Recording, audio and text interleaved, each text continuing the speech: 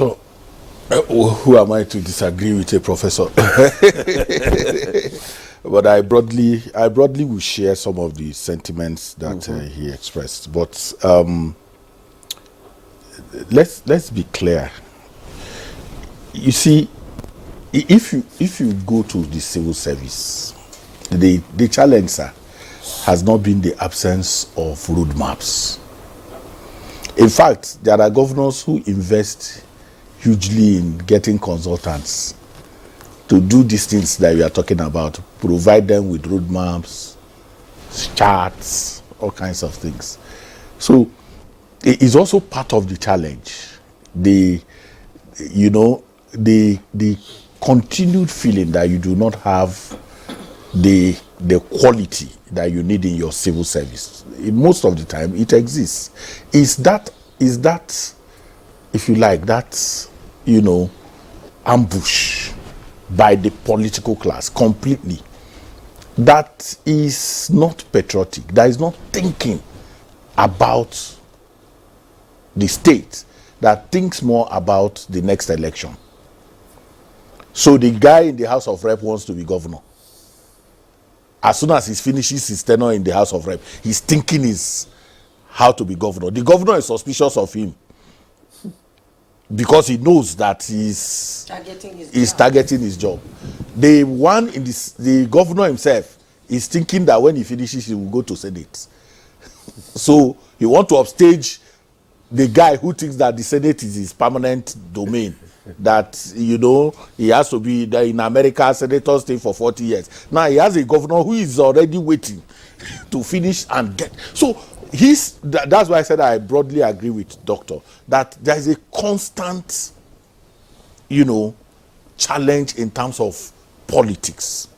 So going back to your question as to what the challenge is, your electoral process has a problem. That's not completely true, sir. Okay. Look at the parties. The political parties conduct what you call primary election. Why is it called primary election? It means that what INEC conducts is secondary election. So the most important election should be what? The primary election. What the political parties present to INEC, the quality of people that the political parties present to the INEC is what INEC presents to the public. So we've been told not to be interested. That is in the internal affairs of the political parties. We shouldn't be bothered about how they do their things. Look at Edo State. Look at this drama of simply selecting in less than 162 wards or thereabout to select a governor. The political parties have had issue of shame. And there is no whimper from anywhere. Nigeria is calm. We are not interested in how a political party can have 2-3 congresses and produce different candidates. It was not a problem for us. I hardly know any station that discussed the primaries of Edo State or anything. You understand? So if your political class is a political class that is not interested in what Doctor was talking about, development, that is not thinking about building a country, then you have a huge challenge. So when you say your electoral process, the electoral process is not Beaver. That's not the electoral process. There is no Beaver has no problem. IREV has no problem. If that is your definition of your electoral process, it has no problem. It has challenge with the nature of your political class. And at the state level, that is where I was talking about. That Ogademola, tell me that state where local government election holds in the true sense of elections. The investment we make in other elections, do we make that same level of investment in local government elections? There are donors who international observers who run helter-skelter in Nigeria when we are having an election, do they come here when there is any local government election? Do they care? They don't exist. We, the CSO, how many of us are interested in observing local government election? We see our states write results without people voting. 99% voter turnout in local government. We don't say anything about it. So where will you get that human being? So the guy who was appointed sole administrator, in quote, of a local government, when he finishes his 2 term, number one, he does not even live in the local government where he's supposed to be chairman. He doesn't stay there. He's a visitor to the local government. Does he even stay in the States? No, oftentimes now everybody stays in Abuja. So he stays, when he's around, he stays in the capital. Tuesday, he goes to the States. On Thursday, he leaves. Then the traditional institution that is actually supposed to be a very respectable, check on those kind of misbehavior, if you like, of the politicians, has been desecrated by also politicizing it to the extent that it is no longer capable of wielding that kind of influence that is supposed to put that kind of check. You have tried. A governor wakes up and says he has removed the traditional ruler just because the traditional ruler received an opposition figure in his palace. He suspends him. Or removes him. Removes him. With nothing. We won't say anything. We are okay. We are fine. Why do you think that we are like that? Just those are like, because I said that we are afraid of what is close. What is close, we are always afraid of it. We are afraid of what is close, and we like to fight what is far because it can't do us anything. The issue. So that's why they fight the federal. Oh, so you can. If a radio station insults the federal, it gets away with it. There is no NBC. NBC does not care in those states whether you are insulted. Once you say "cha" to the governor, yes, they clamp down on you immediately.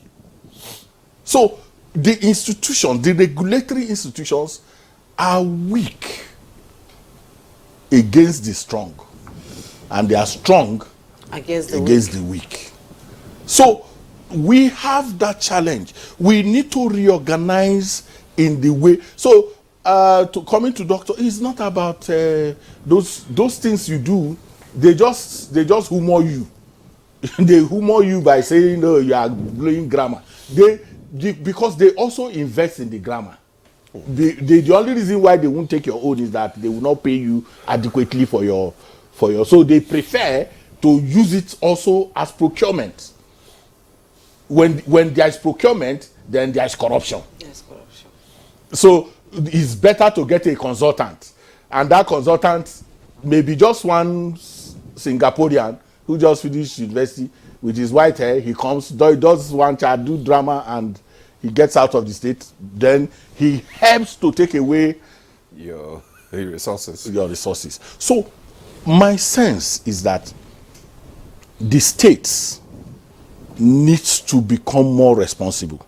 I was making the argument. I said, when we were in the national conference, people were coming to say states, 2014 national conference, they wanted states created. And then that leads me to the argument about state creation. Why do people want states created? No, what were the reasons? One of the most important things they put forward is that they are viable. A lot of people don't know that the states give you a plan as to their viability. So Zamfara will say, we have Arabian gum.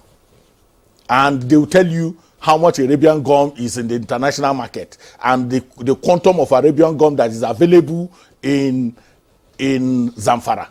As soon as you create that state, they forget the Arabian gum. Nasarawa will tell you, we have columbite, we have blah blah, we have what. The truth is that those things are there. Yeah. Then they will corner Indians to go and privately mine those things. Chinese to go and mine those things. And then Nasarawa will come to Abuja regularly to collect allocation, and then those allocations are not even shared, because they appropriate both that of the local government and everything. And that is why anytime there is this allocation, your dollar will rise. Yes. Because the guys just come, take that in, change it to dollar, and then you are in trouble. So we are not dealing with the real issues that confront us in terms of governance. We are papering, and we are constantly doing that drama about conversations about local governance.